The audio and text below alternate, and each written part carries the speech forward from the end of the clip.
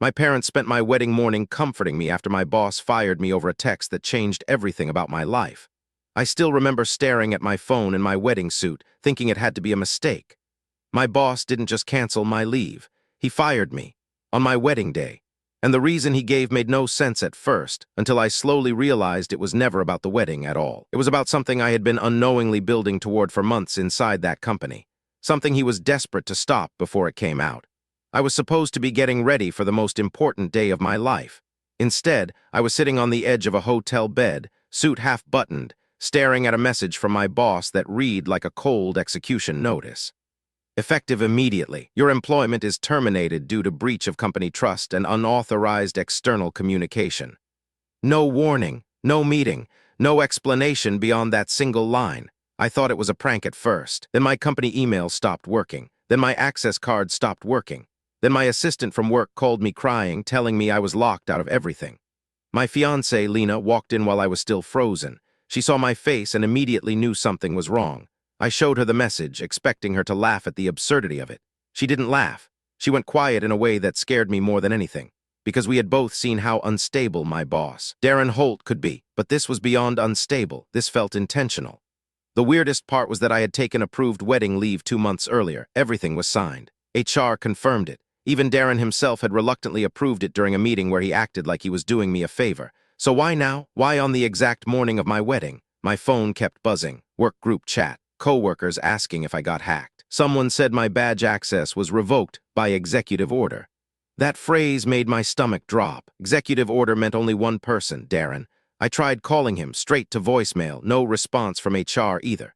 It was like the entire company had been instructed to erase me in real time. And while I was sitting there in a tuxedo, my life was splitting into 2 directions at once. One where I walked down the aisle, and one where I was suddenly unemployed for no reason I could understand. Lena kept asking what I had done, not accusingly, just trying to make sense of it, but I had no answer. I had never even had a formal warning at work, no disciplinary action, nothing that would justify termination, let alone on a wedding day. My parents arrived at the hotel room 10 minutes later. My mom saw me sitting there and thought something had happened to Lena. When I told them I got fired, my dad actually laughed at first, thinking I was joking. Then he saw my face, and the room went silent in a way I had never experienced before. My mom immediately said, "This is illegal, right?" But I didn't know. I just knew it felt personal, too personal, and then something happened that shifted everything. My coworker Jason sent me a screenshot privately. It was from an internal Slack channel I could no longer access, and it showed a message from Darren posted just minutes after firing me. Security risk removed, proceed as planned. Security risk, those 2 words didn't make sense in the context of my job. I was a project coordinator, not IT, not finance. Legal, I handled client schedules and vendor coordination, so what security risk was I? That question followed me into the wedding ceremony. I almost called it off. I almost didn't go through with it. But Lena insisted we continue, saying we would deal with it after. But I could barely focus through my own vows. Every time I looked up, I saw Darren's message in my head. Security risk removed. After the ceremony, I stepped outside alone for a moment. That's when Jason called me. His voice was shaky. He told me I needed to check my old project folders, but I couldn't access them anymore. So he sent me screenshots, and what I saw made my stomach drop in a different way. Over the past 6 months, I had unknowingly been copied into a growing pattern of internal discrepancies. Invoices that didn't match vendor confirmations, repeated last-minute budget adjustments approved only by Darren, and emails where I had casually asked questions about missing payments to contractors, questions that had never been answered, but had been forwarded upward, every single one. Jason said, "Darren thinks you've been collecting evidence." I told him I hadn't because I hadn't, at least not intentionally, but then I remembered something small. A month ago, I had started keeping personal copies of vendor disputes because things weren't adding up. Not for anything dramatic, just because I was confused and wanted to track inconsistencies for my own sanity. I never shared them outside the company, but I did send one email to HR asking for clarification on payment delays. That was it. Apparently, that was enough. By the time I returned to the reception, I wasn't even thinking about the wedding anymore. I was thinking about what Darren thought I knew, because whatever it was, he was terrified of it getting out. Lena noticed immediately that I had changed. She pulled me aside and asked if I was planning to fight back. I told her I didn't know yet, because I still didn't understand what I was fighting. That night after the wedding, instead of a honeymoon, I sat in my childhood bedroom scrolling through old work emails. My access was gone, but Jason had forwarded me everything he could safely retrieve, and the pattern slowly became undeniable. Darren had been reallocating budgets across multiple client accounts in ways that didn't match contracts. Nothing overtly illegal in isolation, but suspiciously inconsistent. And every time someone asked questions, they were reassigned or quietly pushed out. Except me. I hadn't been pushed out until now, which meant something had changed recently. Something I didn't know I had triggered. 2 days later, I got a call from HR, not an apology, a warning. They told me I was under confidentiality obligations even after termination, which meant they thought I had something worth hiding. I asked them directly what I was accused of. They refused to answer. That silence told me more than any explanation could. Lena started noticing I wasn't sleeping. I kept replaying conversations in my head, trying to find the moment everything shifted. And then I remembered a meeting 3 weeks earlier. Darren had asked me casually who I spoke to outside of work. Friends, family, contractors. It seemed like small talk at the time. Now it felt like a test. Jason called again a few days later, this time more urgently. He said multiple clients were asking questions about billing inconsistencies. Not accusations yet, just questions, but enough to make Darren nervous. That's when I started to understand it. I wasn't fired because I did something wrong.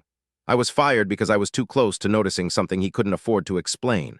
I told Lena everything I was learning. She didn't tell me to stop. She didn't tell me to escalate. She just said, "You need to protect yourself first." That sentence stayed with me longer than anything else, so I contacted a labor attorney, not to attack anyone, just to understand my rights, and that's when the real shift happened. The attorney asked me one question after reviewing my termination. "Did you ever report financial inconsistencies internally?" I said yes once informally. He sighed like he had seen this before. He said, "Then your firing wasn't about performance, it was about containment."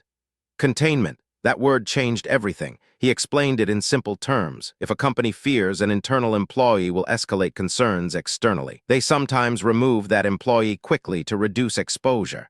Not because they're guilty in the criminal sense, but because they're afraid of what might be interpreted, investigated, or misunderstood if it leaves internal control. I sat there thinking about my wedding day, about how calmly it had been done, about how precise the timing was, and then I realized something worse. Darren didn't just want me gone. He wanted me distracted, disoriented, too emotionally overwhelmed to act immediately. But he miscalculated something, because instead of breaking me, it made me careful. Over the next week, more employees started reaching out quietly, not directly talking about wrongdoing, just expressing confusion about layoffs, restructuring, and missing payments. It wasn't coordinated. It was scattered, but it was enough to confirm a pattern, and slowly, without me intending it, I became the person people trusted with their doubts, not because I was leading anything, but because I was already out. Then came the turning point. A former finance associate sent me a summary spreadsheet she had kept for herself. Not company property, just personal notes, and it showed something undeniable, recurring mismatches in vendor payouts across multiple quarters. Not huge individually, but consistent, systemic. That's when I understood why Darren called me a security risk. Not because I had evidence, but because I was close enough to notice the structure underneath it.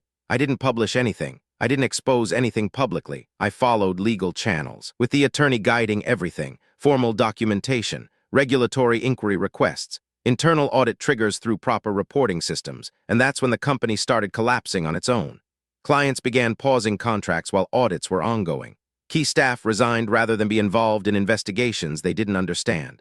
Payments slowed because approvals were frozen pending review. Nothing dramatic, just a slow withdrawal of trust. Darren tried to reach me once. I didn't answer. He left a voicemail saying I misunderstood everything and that I was destroying jobs. That part stuck with me, because in his mind I was still the problem, even now. Lena listened to it with me in silence, then she said something simple. "You didn't destroy anything, you just stopped covering it." Months passed. The company didn't explode. It unraveled, quietly, through audits, client exits, and internal restructuring that kept failing to stabilize things. And one day Jason called me with a strange calm in his voice. He said Darren had stepped down, not fired, not arrested, just resigned after organizational realignment pressures. The company didn't officially shut down, but it was absorbed into another firm under strict oversight. A version of it survived, but not the version Darren controlled. I thought I would feel vindicated, but I didn't. I just felt tired. Lena and I went on a delayed honeymoon months later, nothing fancy, just somewhere quiet. And for the first time since my wedding day, I wasn't thinking about emails, messages, or consequences. But the part that stayed with me wasn't the job, or the firing, or even the fallout. It was how quickly I was turned into a risk the moment I asked the wrong question at the wrong time, and how easily people in power can frame uncertainty as threat. Sometimes I still think about that wedding morning, about how I went from standing in front of a mirror adjusting my tie to being erased from a system in minutes. And I understand something now that I didn't then. The most unsettling betrayals don't come with anger or shouting. They come with clean decisions, quiet removals, and explanations that never fully explain anything. My life didn't end that day, but it split into before the message and after it. And even now, I still wonder how many people are sitting in offices somewhere, being labeled a risk for noticing things too early.